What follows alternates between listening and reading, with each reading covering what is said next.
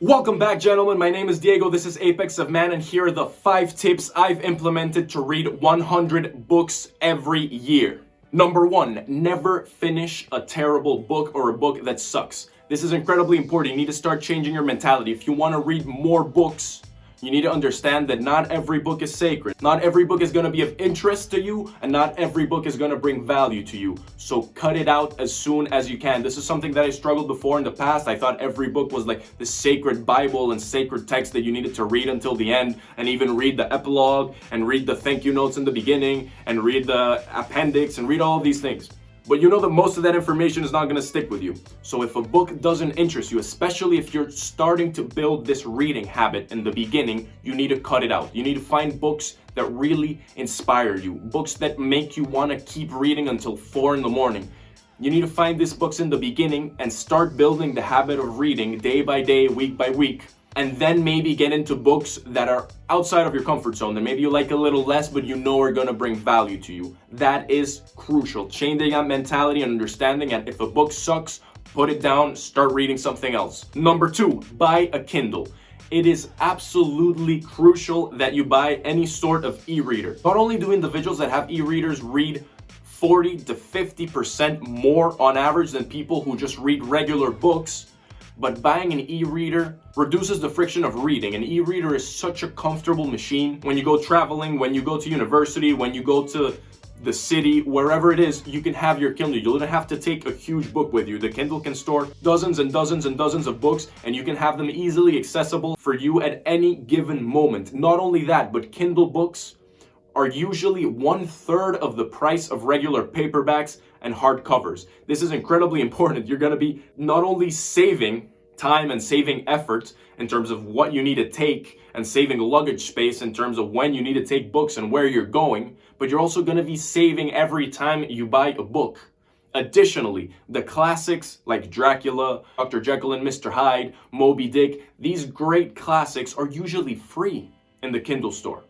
And Kindle has many services like Kindle Unlimited, where it's a sort of Netflix subscription service, but for books, which is very incredible. If you're an avid reader and you're really trying to get into it and save some cash in the long run, it can save you a lot of money if you read many books.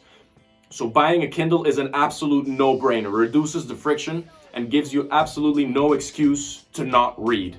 Number 3, learn to speed read. This is something that I've been implementing in my reading routine as of lately, and it has improved my ability to consume nonfiction books, because I believe that first you need to evaluate, why do I want to speed read? Do I want to speed read because I just want to read more books, or because I believe there is a lot of fluff in some of these books and I want to take out the more important things? That is very crucial.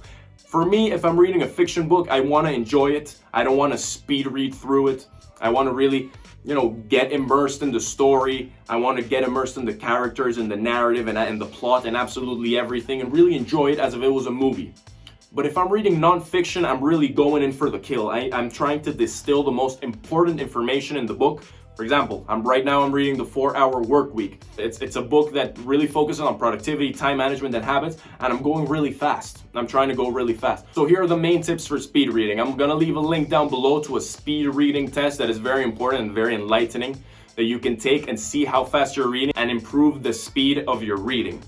You can use your finger and underline every line that you read, and try and push yourself and increase the speed of your finger as you start reading faster. Not only that, but you can use your finger to cover what you've read already so you don't go back, because one of the greatest time wasters in reading is going back and reading what you've already read. So if you're covering it with your finger every line and trying to push yourself to read faster, this will increase your ability to read. Now, the average reading speed is around 250 words per minute, and it's been scientifically proven that you can only get to around 500, 600 words per minute without starting to lose a lot of comprehension in the text. So don't push yourself to try and read 1,000 words per minute, all this craziness. If you can comprehend it, fine, but if you probably won't. So try and aim for that, 500 words per minute. Again, do the speed reading test that I linked down below.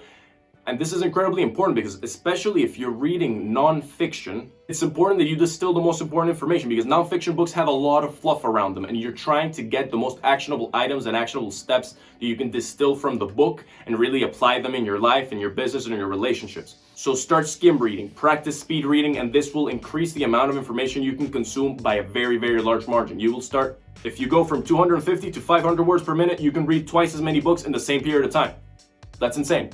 Number 4, block reading into your routine. I personally try and read an hour every night right before going to bed. This is incredibly important for me. It allows my mind to relax. It allows my mind to start slowing down and prepare me for bed. So I try to read at least an hour every night. And the steps that I take to prepare for that routine are very important too. My Kindle or my book is usually on my pillow. So I know immediately my brain has no excuse to say you're not reading, because before you get into bed, you either need to put away the book and be like, damn, I didn't read. And it forces you to be accountable and read tomorrow. But it reduces the friction. So you don't have to be looking for your Kindle or your book every single time you're going to bed and trying to find your reading material.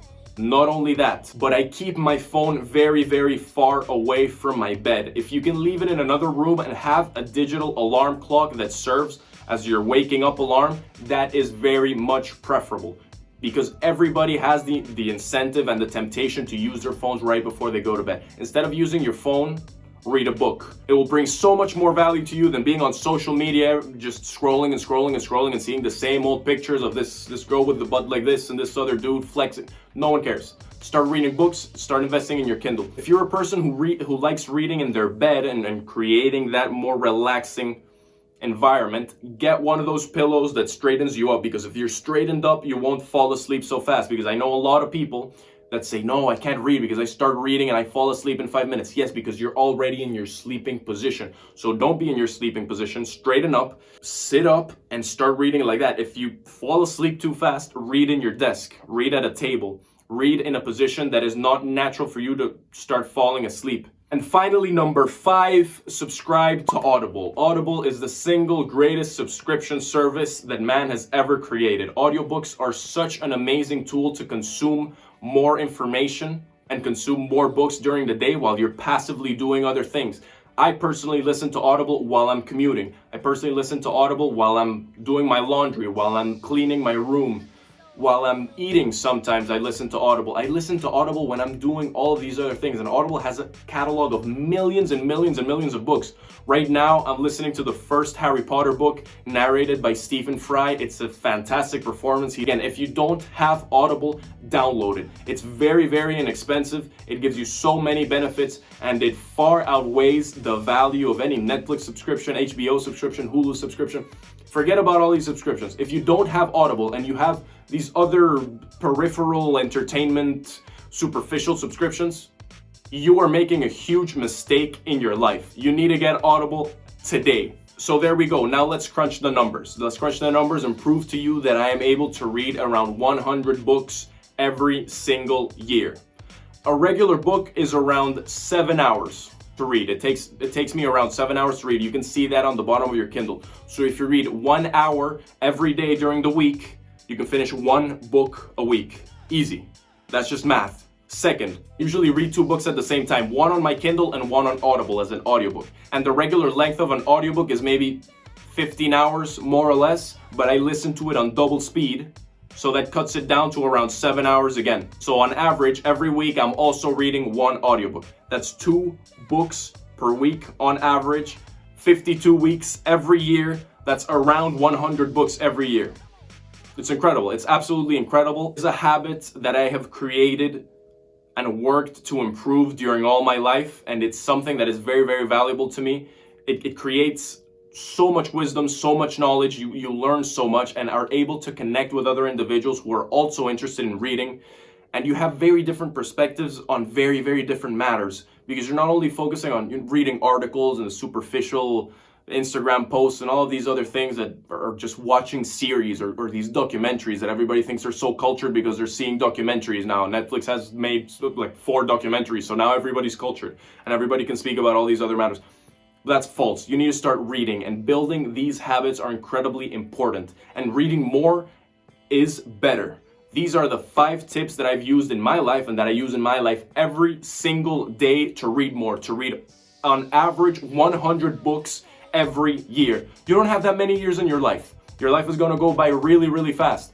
And if you don't start reading and start reading good books, you're never going to be able to read them. And dying without reading the great books in history would be such a tragedy. It's very, very sad. Because the average person maybe reads 1, 2, 3 books per year. I'm reading 100. That is 33 times the books that an average person is reading every single year. So if you want to consume information, if you want to become wise, if you want to develop yourself as a man, as a competent man that can apply all of this wisdom to his business, to his profession, to his academics, to his relationships, to his family, to whatever it is, you need to start reading more. So apply all of these tips and you will no longer be an average dude reading 1, 2, 3 books a year. You will start reading 100 books a year. 100 books a year, around 7,000 books in your entire life. That's incredible.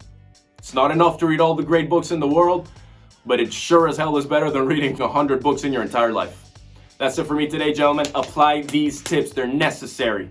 See you next time.